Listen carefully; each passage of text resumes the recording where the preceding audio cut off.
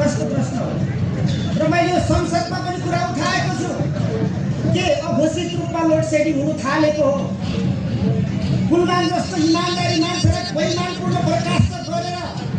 सरकारले कुललाई पक्रिन खोजेको यो प्रश्न आम नेपाली जनताको मन भित्रबाट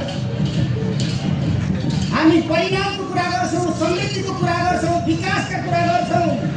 परिणाम दिने मान्छेहरूलाई ठाउँ दिँदैनौँ उनीहरूलाई वञ्चित गर्छौँ लखेड्छौँ लगार्छौँ बदनाम गर्छौँ अनि कसरी हुन्छ देश समृद्धि त्यस कारणले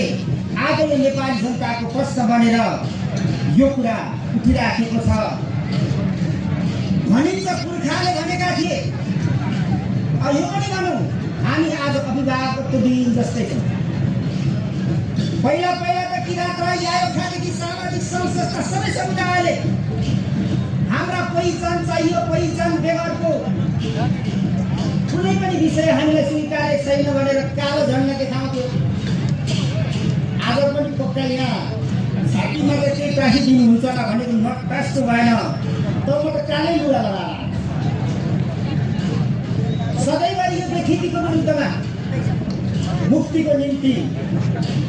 हाम्रो विरोध रहने हिजो पनि रह्यो आज पनि रहनेछ र भोलि पनि रहिरहनेछ प्रश्न हामी गर्न छोड्ने छैनौँ पुर्खाले भनेका छन् दिशा हरायो भने अन्धकार छायो भने बाटो हरायो भने उत्तरपट्टि फर्किनु र ध्रुव तारा हेर्नु आकाशमा ध्रुव तारालाई तपाईँ जब देख्नुहुन्छ तपाईँको दाहिनेपट्टि पश्चिम छ तपाईँको पूर्वपट्टि तपाईँको देब्रेपट्टि पूर्व छ र सिधा पछाडिपट्टि उत्तर रहने गर्छ आज यो जताततै अन्धकार भएको बेलामा हामीले ध्रुव तारा हेर्ने बेला भएको छ त्यही छ हाम्रो मुक्तिको झन्डा फहराइरहेको त्यही छ हाम्रो न्यायको सर्वोच्च अदालत त्यस कारणले हामीले उत्तरपट्टि फर्केर ध्रुव तारा हेर्नु परेको छ तर फेरि यो अर्को अर्थमा लाग्छ है उत्तरपट्टि भन्दाखेरि फेरि अर्को अर्थ आउँछ ध्रुव तारा चाहिँ उत्तरपट्टि छ अब यहाँलाई म अन्तिम कुरा भन्न चाहन्छु आज हामीले सही लय लिन सकेनौँ भने त्यसै गन्तव्यमा पुग्न सक्छौँ त्यस कारणले अन्धकारमा छामछुम गरेर पनि ध्रुव तारा हेर्नु परेको छ यानि कि सत्य हेर्नु परेको छ काठमाडौँको कोटेश्वरपट्टि फर्किएर उडेको जहाजले 3.5 डिग्री मोडो भने वासिङटन डिसी हिँडेको जहाज त टोकियोको पुग्दो रहेछ त्यस कारणले आज हामीले लिने लय आज हामीले स्पष्ट गर्ने गन्तव्य स्पष्ट भएन भने 3.5 डिग्री ढल्को भने मात्रै ठिक विपरीत दिशामा पुग्दो रहेछ भन्ने कुरा हामीले बुझ्नुपर्छ यो कुरा म यहाँलाई मनन गर्न चाहन्छु म मनन गराउन चाहन्छु यो मैले त्यतिकै ज्ञान लिएको होइन पर्यटन मन्त्री जहाजको मन्त्री भएपछि थाहा पाएको कुरा अर्को पनि कुरा छ त्यही जहाजको मन्त्री हुँदाखेरि जहाज गन्तव्यमा जानुको निम्ति एयरपोर्टमा स्टार्ट हुन्छ